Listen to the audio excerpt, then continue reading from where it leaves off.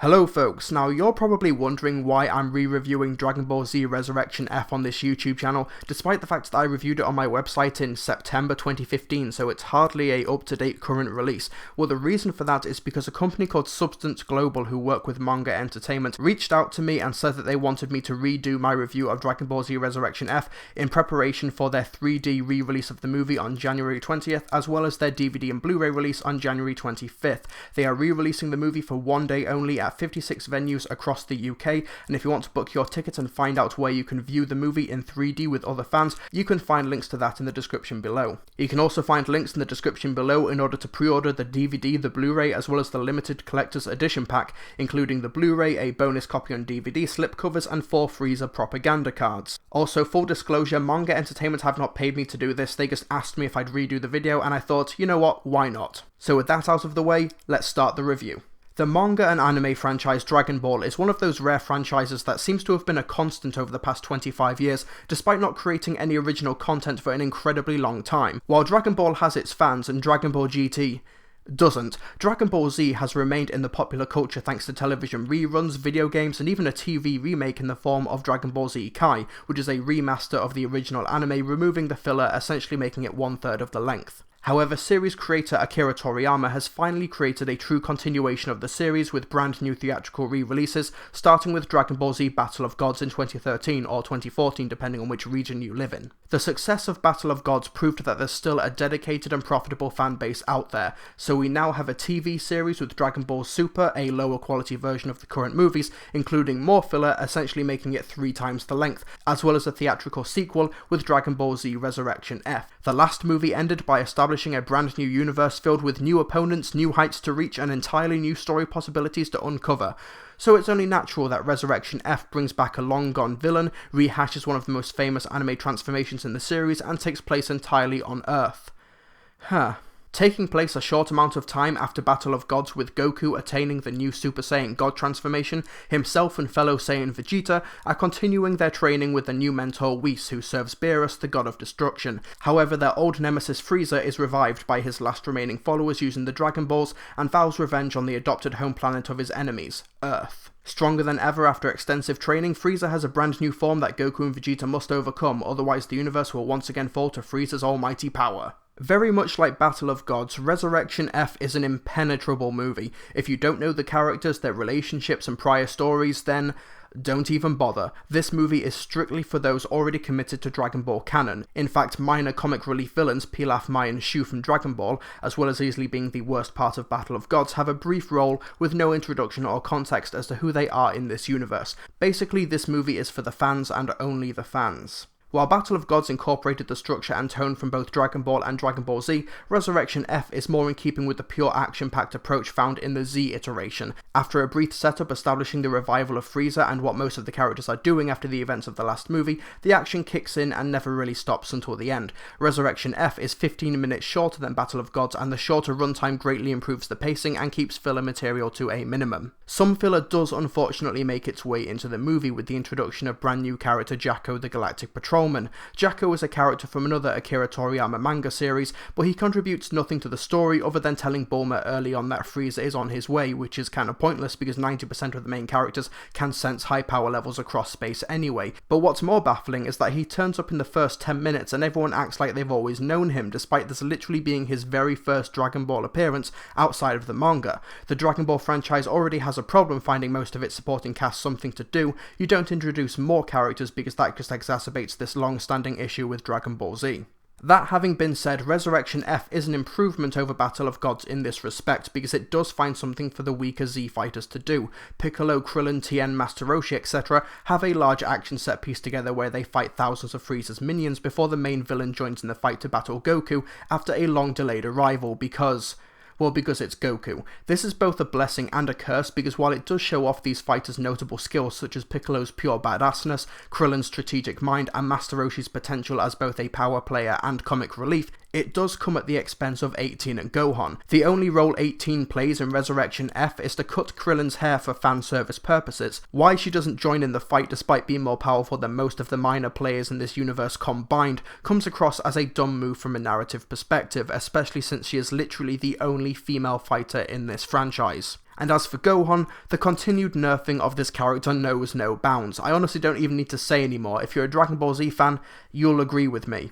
But once Goku and Vegeta arrive, the movie kicks into overdrive, with Goku transforming into his new form to combat Frieza, the Super Saiyan God Super Saiyan, and yes, that is its actual name. This form gives him even more strength, but with awesome blue hair. The familiar Goku-Vegeta battle strategy of take it in turns applies here, and the movie gets a lot of mileage out of a joke that, if we're being perfectly honest here, really should have stopped being funny decades ago, but it does give the movie some of its biggest laughs as these two conflicting personalities continue to butt heads with each other. But Trilbee, I hear you cry. How can Frieza compete with the Super Saiyan God when he is significantly weaker than prior villains such as the android Cell or Majin Buu?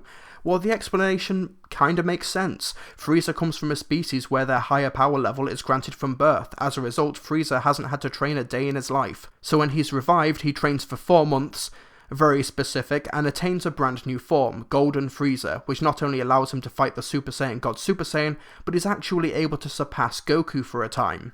But the way Frieza is defeated is...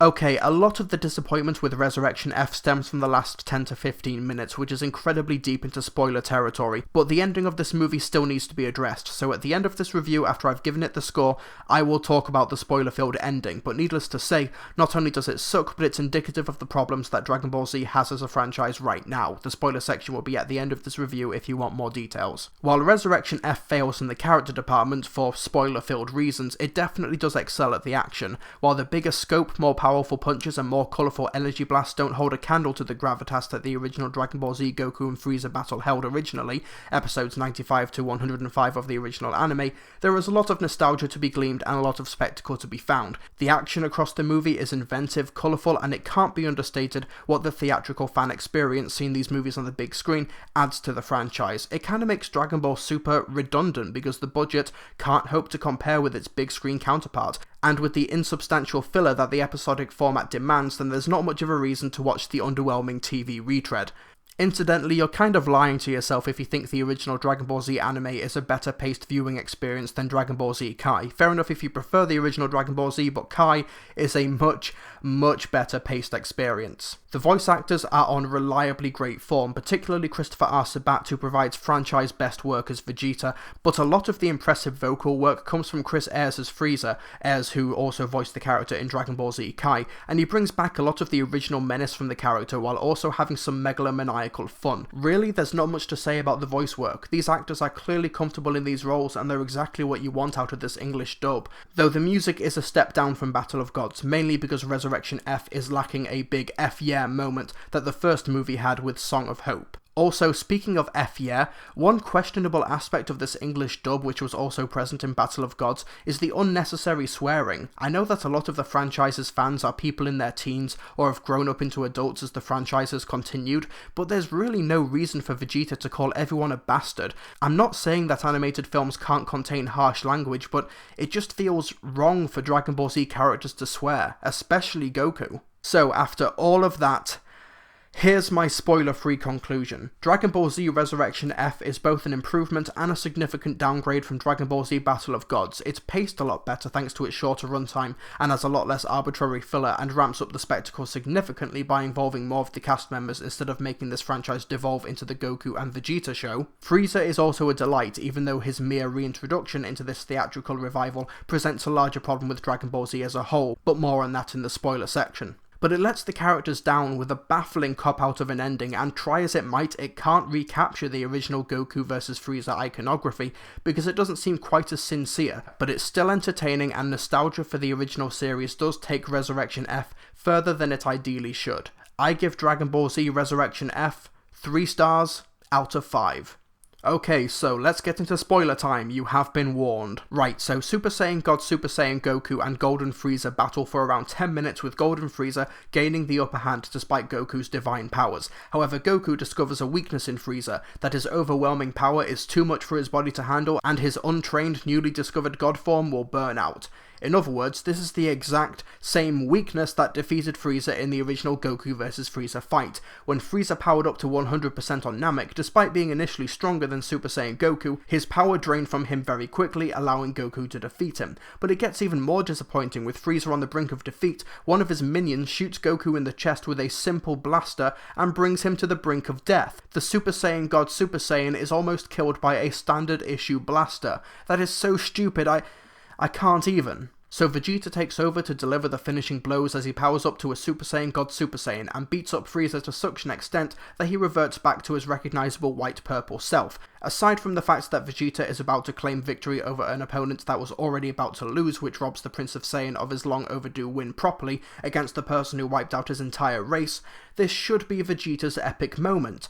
But then Frieza quickly destroys the Earth because he's a sore loser. But it's okay because, as blatantly foreshadowed earlier, Whis is able to reverse time by 3 minutes, allowing Goku to intervene and kill Frieza, saving the Earth, and then the credits roll. This Whis Ex Machina ending is terrible for multiple reasons. One, it robs Vegeta of a moment that should truly be his. 9 times out of 10, Goku is the one who claims victory over the saga's big baddie, leaving the supporting characters in the dust. This isn't just a problem with Dragon Ball Z, as other anime popular in the West has the same issue. Yu-Gi-Oh! And Pokemon come to mind, but in this context it's particularly disappointing to see Vegeta's long overdue victory over Frieza get taken away from him. It genuinely does disservice to the most interesting and compelling character in the franchise, and it completely stunts his growth during a time when he needs it most. 2. Frieza destroying the Earth is a ballsy move that could take the franchise in a bold new direction, but the fact that we now have an ally character in this franchise that can turn back time by 3 minutes with no other established limitations means that the franchise has written itself into a corner and will rob any future death or collateral damage of any meaning because it can easily be reversed as long as you're quick enough. Yes, the Dragon Balls did something similar in the anime, but those were normally done as an end-of-saga status quo reset button with complex limitations as opposed to a cop-out whenever it's convenient for the characters. And 3. Nothing has changed by the end of the movie other than Goku and Vegeta acquiring a new blue-haired form. That last point is particularly frustrating. Dragon Ball Z Battle of Gods ended in such a way that opened up the franchise to limitless possibilities. That was the point of the revival in the first place. As much as fans love the Saiyan, Frieza, Android, Cell, Majin Buu and Fusion sagas of the anime, we can only watch those stories so many times, so the franchise needs to move forward. But reviving Frieza immediately after establishing a new universe full of stories and potential enemies and threats feels astonishingly backwards, and the fact that Resurrection F ends with the status quo we've become familiar with since the original Dragon Ball Z anime ended in 1996 feels like this franchise is stuck in the past and afraid to even remotely move forward. The next Dragon Ball Z movie needs to advance these characters. It needs to explore these new universes that Battle of Gods established the existence of. As fun as Frieza is as a villain, the main characters got over him 2 decades ago and moved on to bigger and better things. It's time this franchise as a whole did the same. Hey folks, thanks for listening to my review. You can find these reviews a day early on my website, so be sure to visit www.trilbee.com regularly where you can find a written version. I'm just experimenting with a new format, so let me know if you like these audio reviews to complement the written ones. Your feedback is greatly appreciated. But more importantly, what do you think of the film? Be sure to let me know in the comment section below. Be sure to subscribe for more movie-related analysis. Please hit that like button as it really helps me out, and you can support my content through Patreon for exclusive perks and rewards and updates. I'll see you folks next time.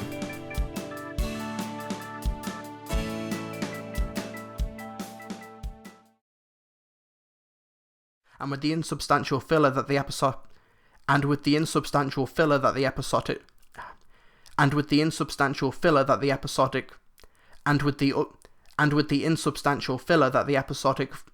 that's a tongue twister. And with the insubstantial filler that the episodic whoa, blimey. And with the insubstantial filler that the episodic